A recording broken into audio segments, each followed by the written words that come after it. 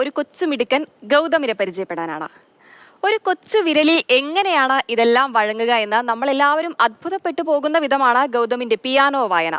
ആ കഴിവിനെ തേടിയെത്തിയതാകട്ടെ സർക്കാരിന്റെ ഉജ്ജ്വല ബാല്യ പുരസ്കാരവും.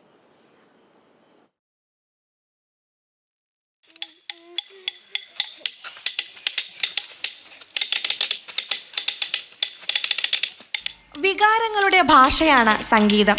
അതിൽ സന്തോഷവും സങ്കടവും അതിജീവനവും എല്ലാം ഉണ്ട്. അങ്ങനെയുള്ള ഒരു സംഗീതമാണ് ഗൗതം എസ് സരസ്. സംഗീതോപകരണങ്ങളിലൂടെയാണ് വികാരമെല്ലാം പ്രകടിപ്പിക്കുന്നത്.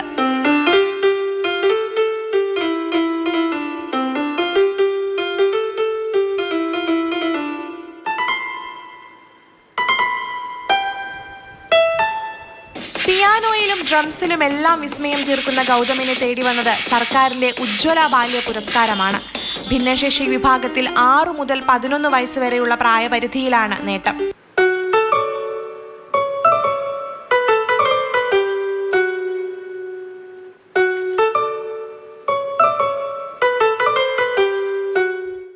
ഓട്ടിസം സ്പെക്ട്രം ഡിസോർഡർ അവസ്ഥ നേരിടുന്ന ഗൗതമാകട്ടെ കൃത്യമായി പരിശീലനങ്ങളൊന്നുമില്ലാതെയാണ് ഇതെല്ലാം സ്വായത്തമാക്കിയത്.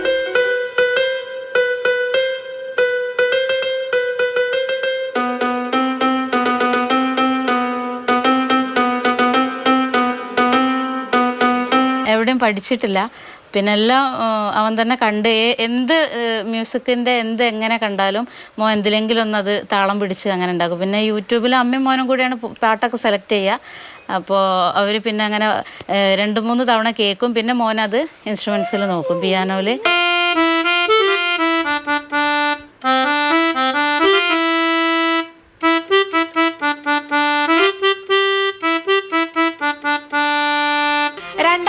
ാണ് ഗൗതമിന് ഓട്ടിസം സ്ഥിരീകരിക്കുന്നത്. സംസാരിക്കാൻ ബുദ്ധിമുട്ടിയപ്പോഴെല്ലാം സംഗീതോപകരണങ്ങളെ ആശ്രയിച്ചു. കുട്ടിക്കാലം മുതലേ സംഗീതത്തിലുള്ള അഭിരുചികളെല്ലാം തിരിച്ചറിഞ്ഞത് ഗൗതമിന്റെ അച്ഛനായിരുന്നു. എന്നാൽ 5 വർഷം മുൻപ് അച്ഛൻ മരിച്ചു. ഇപ്പോൾ അമ്മയും അമ്മയുടെ കുടുംബവുമാണ് ഗൗതമിന്റെ സ്വപ്നങ്ങൾക്ക് കൂട്ടായുള്ളത്.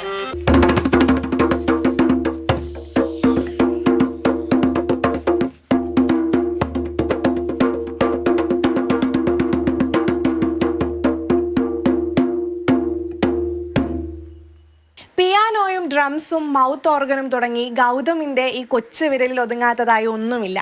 ഈ മാന്ത്രിക വിരൽ സംഗീത ലോകത്തിന് വലിയൊരു മുതൽക്കൂട്ടാവട്ടെ എന്ന് നമുക്ക് പ്രത്യാശിക്കാം.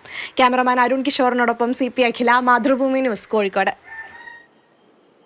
അഖില, CP തന്നെ ചേരുന്നുണ്ട് തത്സമയം. അഖില, വിസ്മയം വിടരുന്ന കൈകൾ എന്ന് തന്നെ വിശേഷിപ്പിക്കണം ഗൗതമിന്റെ ആ വിരലുകളെ. ഈ ഒരു ചെറുപ്രായത്തിൽ എന്തൊക്കെ കഴിവുകളാണുള്ളത്? ഇപ്പൊ ഗൗതമിന്റെ എന്തായാലും നേരിട്ട് കണ്ടു. അഖില, എന്തൊക്കെയാണ് ഗൗതമിന്റെ വിശേഷങ്ങൾ?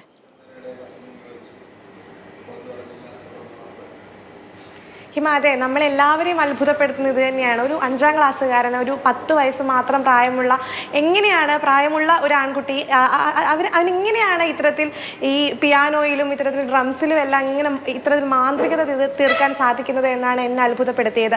കാരണം എവിടെയും പഠിച്ചിട്ടില്ല എന്നുള്ളതാണ് ആദ്യം എടുത്തു പറയേണ്ടത്. അമ്മ ഡോക്ടർ ഷിബിലയാണ് ഗൗതമിൻ്റെ അമ്മ. അപ്പോൾ അമ്മയുടെ നേതൃത്വത്തിലാണ് ഇത്തരത്തിൽ യൂട്യൂബ് നോക്കി പഠിക്കുന്നത്. അപ്പോൾ ഈ ഒരു പ്രൊഫഷണലി പോയി പഠിച്ച പോലെ തന്നെ എല്ലാം അതുപോലെയാണ് അവൻ ഈ പിയാനോയും ഈ ഡ്രംസും എല്ലാം വായിക്കുന്നത്. അതാണ് ഏറ്റവും കൂടുതൽ അത്ഭുതപ്പെടുത്തുന്നത് എന്നാണ്. അപ്പോൾ ഈ 5ാം ക്ലാസ് വിദ്യാർത്ഥിനിയാണ്. ഏറ്റവും എടുത്തു പറയേണ്ട കാര്യം എന്ന് പറയുന്നത് ഗൗതമിൻ്റെ വലം കൈയായി ഗൗതമിൻ്റെ കുടുംബം കൂടെയുണ്ട് എന്നുള്ളതാണ്. അതായത് അവൻ്റെ എല്ലാ ചലനങ്ങളും അവൻ്റെ അഭിരുചികളും എല്ലാം തിരിച്ചറിഞ്ഞ് കുടുംബം ഒന്നടങ്കം അവൻ്റെ കൂടെ നിൽക്കുന്നത്. നമുക്ക് സ്റ്റോറി കാണുമ്പോൾ തന്നെ മനസ്സിലാകും എത്രത്തോളമാണ് കുടുംബം അവൻ്റെ കൂടെ നിൽക്കുന്നത്, അവൻ്റെ താങ്ങായി നിൽക്കുന്നത് എന്ന് നമുക്ക് എല്ലാവർക്കും മനസ്സിലാകും. അതെല്ലാമാണ് അവനൊരു ഈ ഒരു പുരസ്കാരത്തിലേക്ക് എത്തിച്ചത് എന്നാണ് എടുത്തു പറയാനുള്ളത്. അപ്പം അമ്മയാണ് ഈ യൂട്യൂബ് നോക്കി അവനെ പഠിപ്പിക്കുന്നതിനും എല്ലാം സഹായിക്കുന്നത്. അപ്പോൾ നമുക്ക് ഇത്തരത്തിൽ പിയാനോ വായിച്ചു തരാൻ പറയുമ്പോഴും അവൻ ഭയങ്കര ശ്രദ്ധ ചെലുത്തിയിട്ടാണ് അത് ചെയ്യുന്നത് എന്നതാണ് ഏറ്റവും പ്രധാനം. എല്ലാം ആസ്വദിച്ച്, അതായത് ഈ പറയുന്ന പോലെ എൻ്റെ കഴിവ് എല്ലാവരെയും കാണിക്കണം എന്നുള്ളൊരു അടങ്ങാത്ത ആഗ്രഹം അവന് നമ്മളിപ്പോൾ സംസാരിക്കുമ്പോഴുണ്ട്. അത്തരത്തിൽ ഭയങ്കരമായി എല്ലാവരെയും സൂക്ഷ്മമായി നിരീക്ഷിച്ചുകൊണ്ടാണ് അവൻ അത് ചെയ്യുന്നത് എന്നുള്ളതാണ് ഏറ്റവും ഏറ്റവും പ്രധാനപ്പെട്ട കാര്യം.